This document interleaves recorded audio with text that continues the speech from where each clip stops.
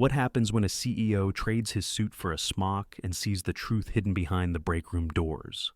Elias Vanner stood in his office staring at the latest customer satisfaction report. Store 12, a mid-sized grocery location in the outskirts of Bloomington, had the lowest rating for the third straight month.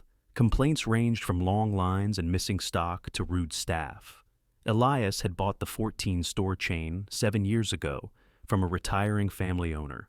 Business had been good steady growth, strong margins, but lately the cracks were showing. He'd sent in district reports, reviewed security footage, and even spoke with the store manager over the phone.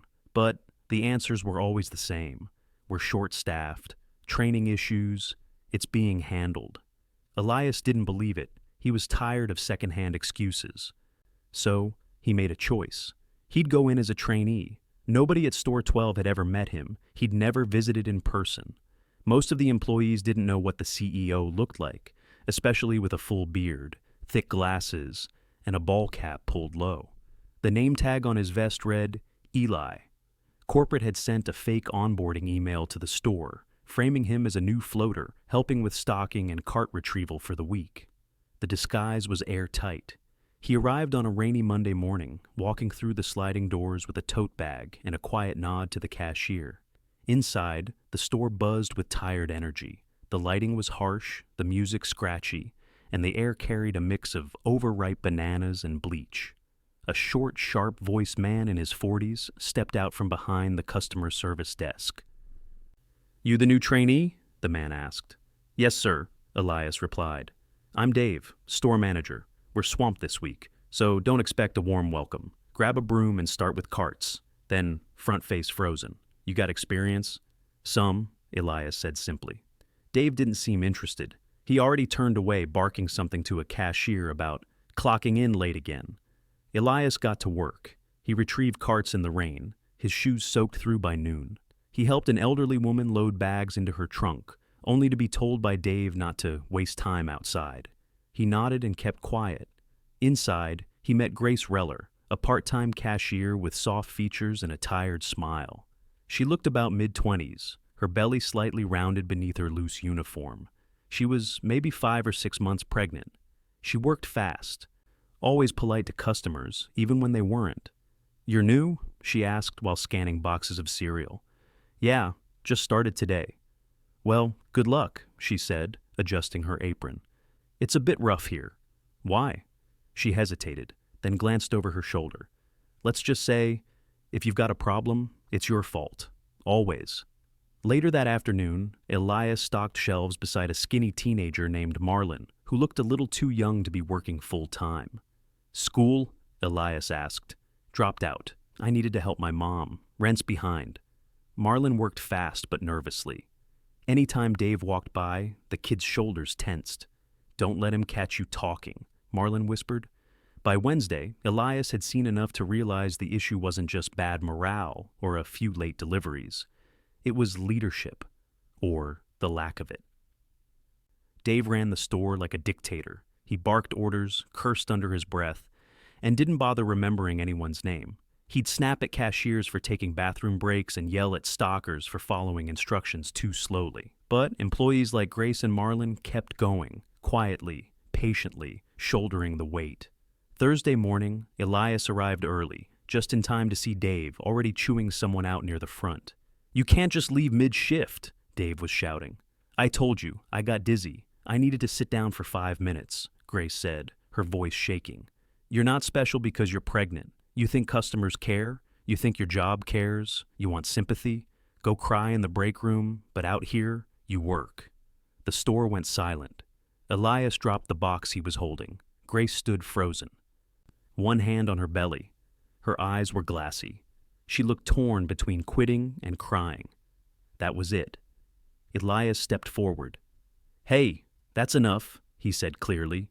Dave turned. "Excuse me?" "You heard me," Elias said. "That's not how you talk to anyone." Dave scoffed. "You're a trainee. Stay in your lane." Elias took off his glasses, slowly pulled the hat from his head, and locked eyes with Dave. "I'm Elias Vanner. I own this company." Dave blinked.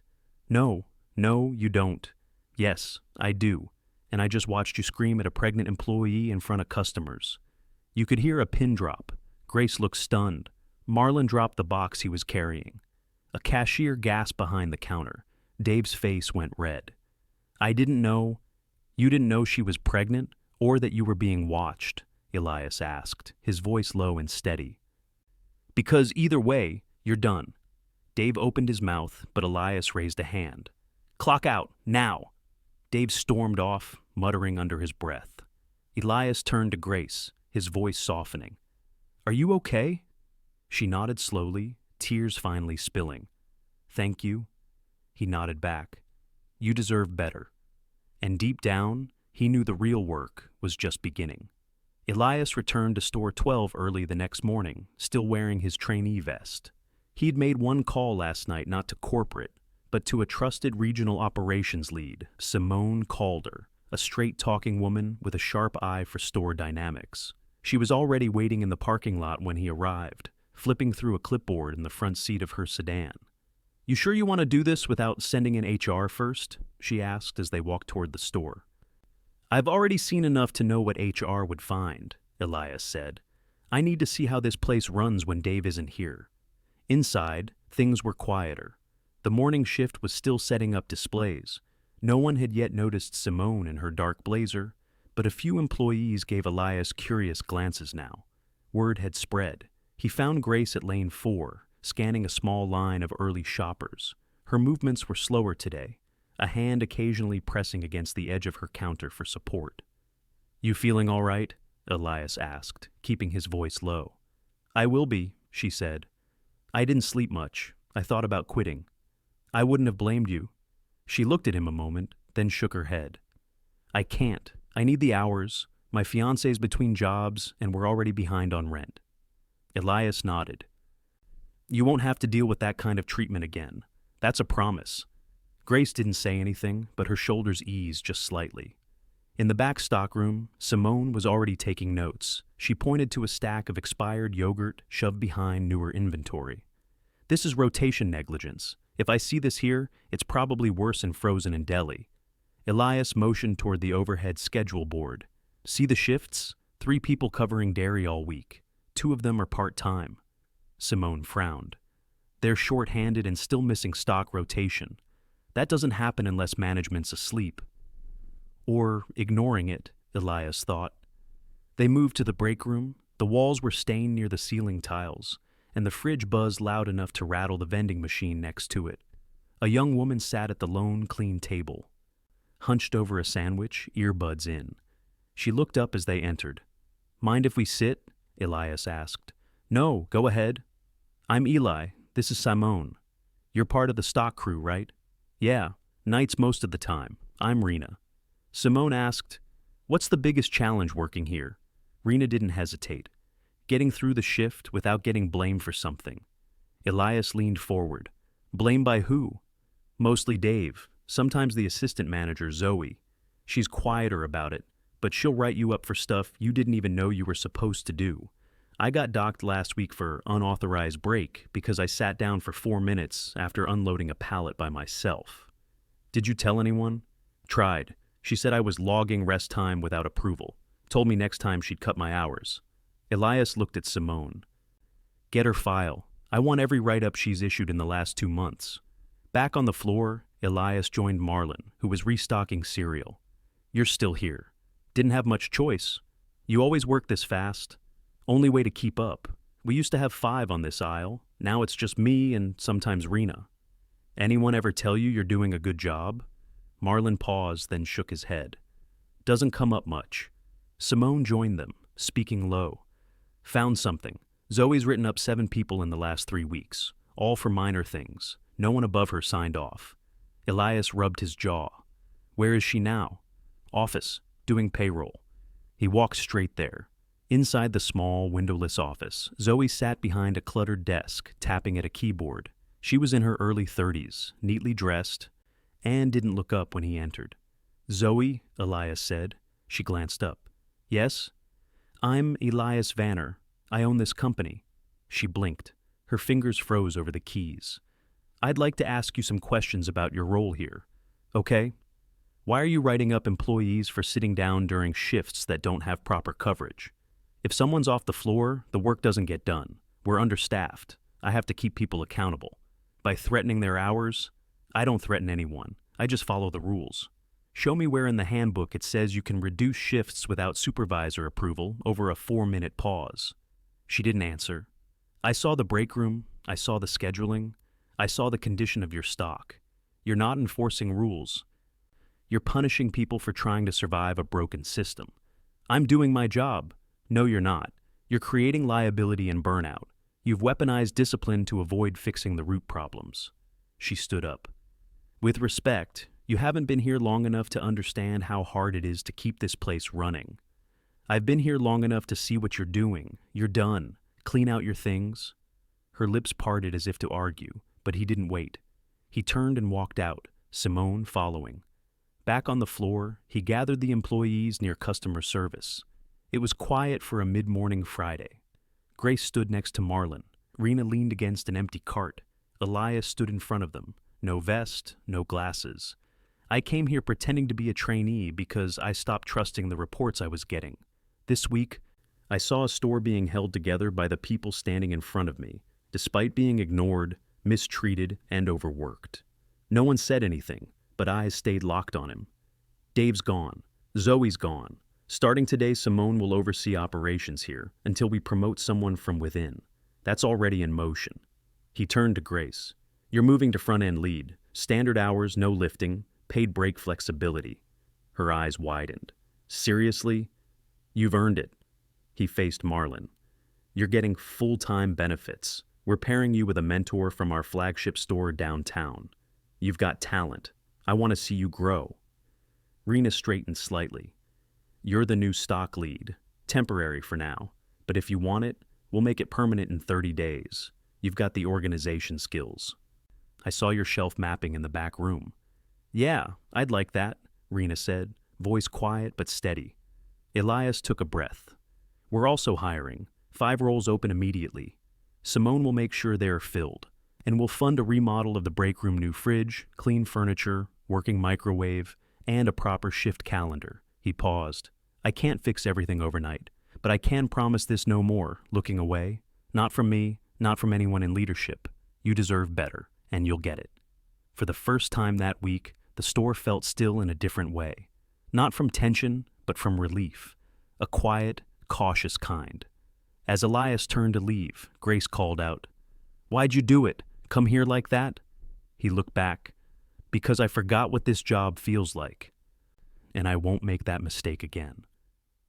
Saturday morning opened with a weight in the air, not tension, but the sort of quiet recalibration that comes after a storm.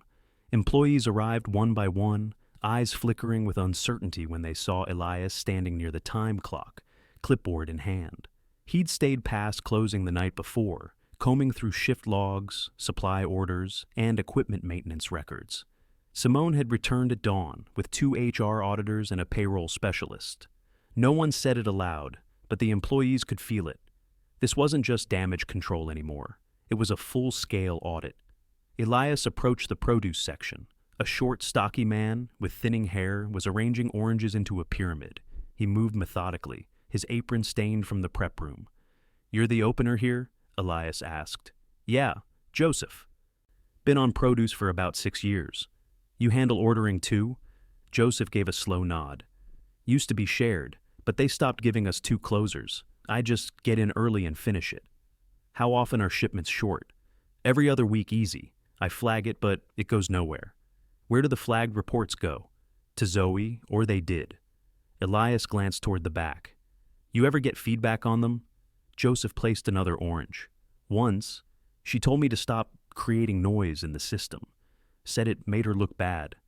Elias didn't respond. He didn't need to. He just jotted something down and kept moving. Near the meat counter, a new face was unpacking trays onto the refrigerated shelves.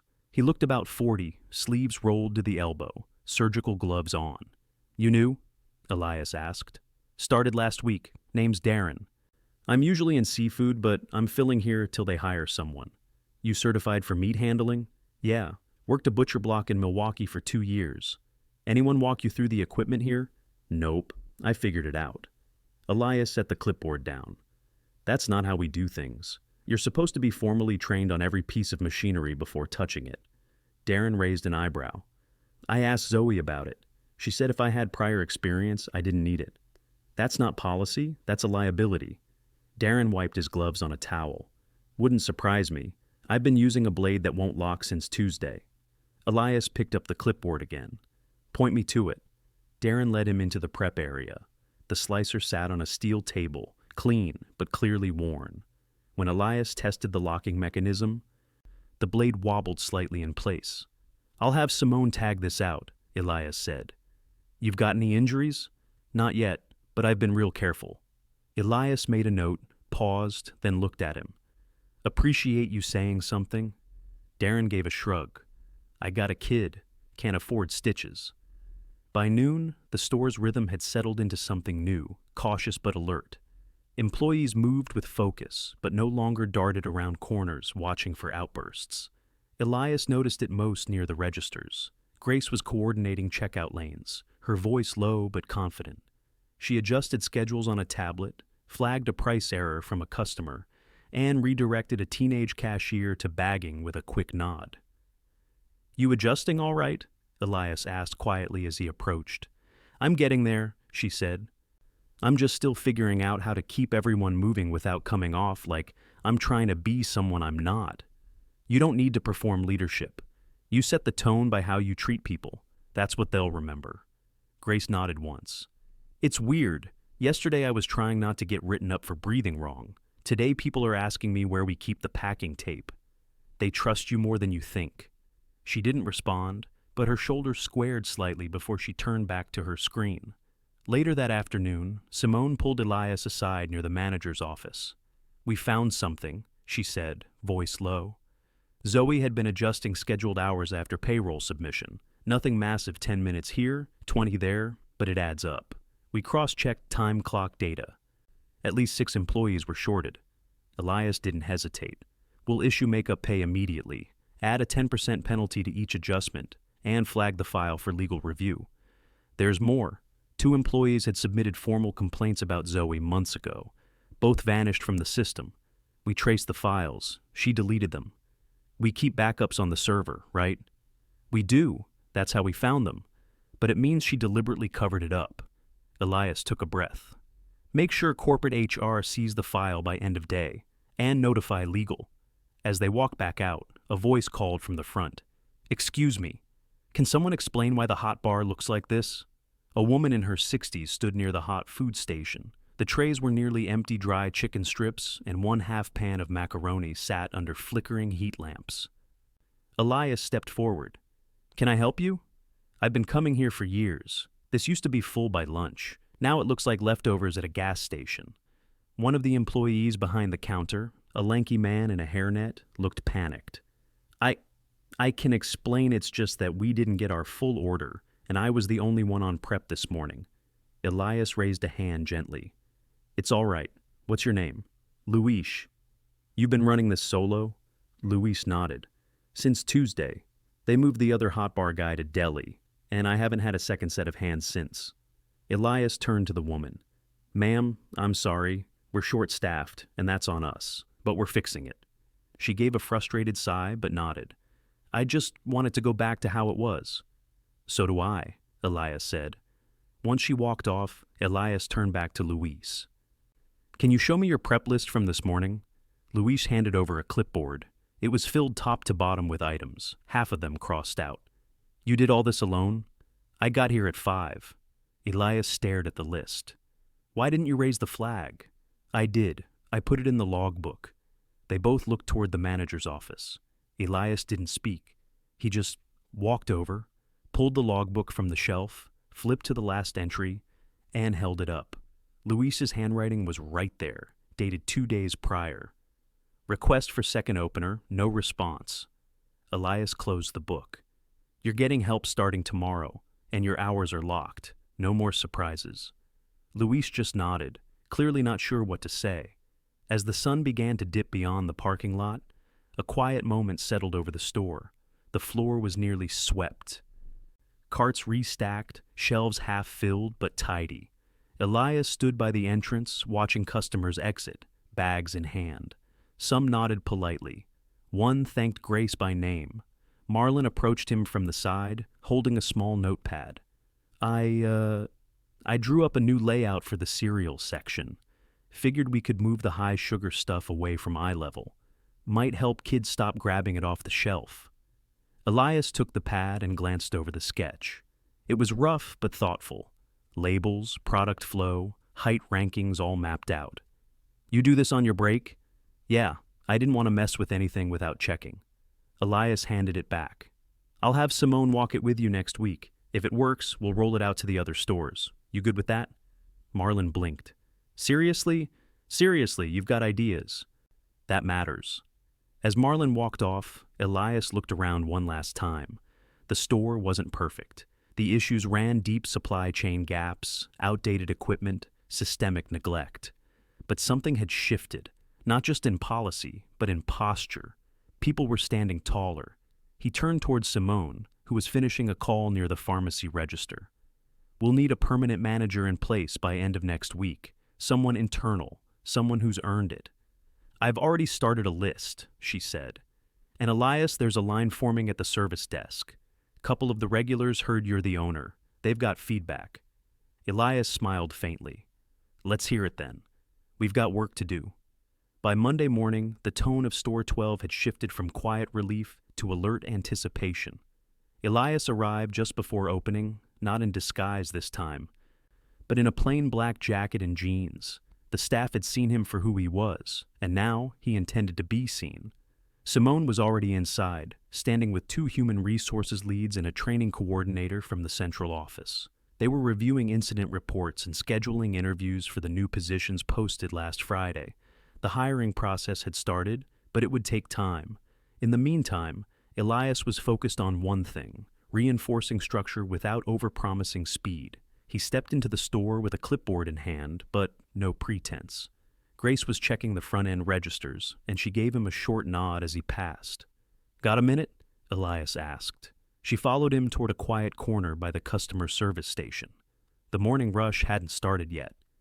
I reviewed weekend traffic, he said. You did well with lane rotations. I also saw you covered for a cashier who didn't show. I stayed an extra hour. Didn't want the new girl alone. She froze when the card reader glitched.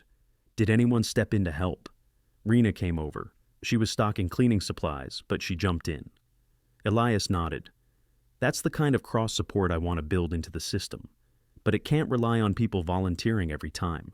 Starting next week, we're adding a flex position to each shift. It won't be active until we complete hiring, but I want you part of the interview panels. Grace blinked. You want me to help pick staff? You're the one they'll report to. I trust you're red on people. She nodded slowly, processing that.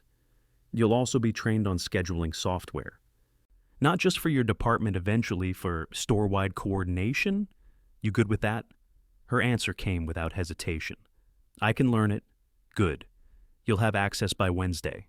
He left her with a copy of the updated staffing plan and walked to the back, where Marlon was unpacking a dry goods shipment. The kid had bags under his eyes, but he was moving with purpose.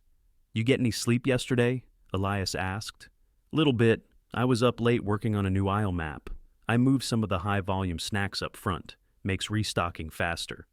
Simone showed me. It's smart. You'll present it to the operations team next week. Marlon looked up from the pallet. Me? In front of them? You designed the map. They don't just need to see it. They need to hear how you think. He hesitated, then nodded once. All right. Elias crouched beside the pallet. For now, I need you to pause this delivery and walk with me. They made their way to the break room, where Rena was standing at the whiteboard, outlining a new supply rotation chart. She didn't look up at first, focused on the chart. You did this? Elias asked. She turned. It's the only way to stop the overstock from expiring. If we don't label by day, stuff gets buried. I want this implemented across all departments. She reached for the eraser. I'll clean it up and reprint. No, leave it exactly how it is. It's real. That's what I'm after. Rena crossed her arms. So, what happens when Zoe's old duties come due? Who's managing inventory reports now? Elias motioned toward the office. You are, temporarily. Simone will help with system access. But I want you doing the checks. I don't have a management title. You don't need one to do the job, but if you want one, earn it. Rena didn't flinch. All right, let's see if they listen. Elias turned to Marlon. Take note of what she's doing. You'll be learning the same systems. Marlon gave a quiet nod, then followed Rena back to the stockroom. By midday, customers were streaming steadily through the aisles. Elias positioned himself near the end caps, observing. There were still gaps, 2 aisles were understocked, and the freezer section had a malfunctioning unit, but the energy was steadier, fewer confused glances, more eye contact. A cashier offered a cart to an older woman without being asked. A child dropped a box of crackers, and Marlon, passing by, picked it up without breaking stride. Then, something shifted. Near the bakery, a tall man in a company badge Elias didn't recognize was speaking to Luis. From the way Luis was standing, tense and angled slightly away, something was wrong. Elias approached casually. "Everything all right over here?" The man turned. His badge read, District Merchandising Brad Cullen. Luis didn't speak. Brad gestured at the bakery case. "I was just asking why the pastry count is short. This case should be full by morning. It's barely half." Luis kept his voice even. "We're still baking. Half the staff's out. I'm rotating batches by timer." Brad scoffed. "I've run 24 stores. I know a stall when I see one. You've got time to talk. You've got time to bake." Elias stepped between them. "That's enough." Brad looked him over. "I'm sorry. Who are you?" "Elias Vanner. I own the company." Brad's jaw tightened. "I was dispatched by merchandising. I'm just doing my job." "Your job doesn't include speaking to employees like that. If you're here to assess, you observe first. You don't corner people mid-task." "I was trying to ensure standards." "You were undermining someone during an understaffed shift without facts. That's not standards. That's ego." Brad took a half step back. "I didn't realize. You're not welcome in this store again. HR will be in touch. You can leave now?" Brad hesitated, then turned and walked toward the exit. Luis stood frozen for a moment. "You all right?" Elias asked. "I thought he was corporate. I thought if I said anything, I'd lose hours." "You won't. Not here. Not anymore." Luis nodded, eyes still wary, but he turned back to the oven without another word. Later that afternoon, Simone called Elias into the office. "We finalized the back pay. Employees will see it on their next check, with a signed letter acknowledging the error and our correction." "Good. Keep it transparent." "There's something else," Simone said. "One of the applicants for the new manager role is internal, Joseph, produce lead." Elias raised an eyebrow. "Didn't expect that." "He submitted a typed application this morning, said he's been watching how things are changing, wants to help keep it that way." "Bring him in for a panel, include Rena and Grace." "They're not senior staff. They're the ones who know what this store needs." As the day wound down, Elias made one final pass through the store. He stopped at the cart corral, where a new hire, a nervous-looking teen, was struggling to line up carts in the wind. Elias helped him wrangle the last few inside. "First day?" Elias asked. "Yeah, I thought I'd get trained before being sent out here." "You should have. We'll fix that." The teen looked at him, confused. "You're not my supervisor, though, right?" "No," Elias said. "I'm the reason you'll have one tomorrow." By closing time, the lights dimmed one row at a time. Elias walked the store alone, noting the details. A repaired shelf bracket, new signage, the faint scent of disinfectant where the fridge had been cleaned. It wasn't perfect, not close, but it was real progress. And it was built by the very people who'd been ignored. He paused at the break room door. Inside, Grace was reviewing a schedule with a trainee. Rena was entering inventory numbers on a tablet. Marlon leaned over a map of the store layout, explaining something to Joseph, who was listening carefully. Elias watched for a moment, then stepped away. He didn't need to speak, not this time. He'd seen enough to know. They didn't need saving, they just needed to be seen. And now, finally they were.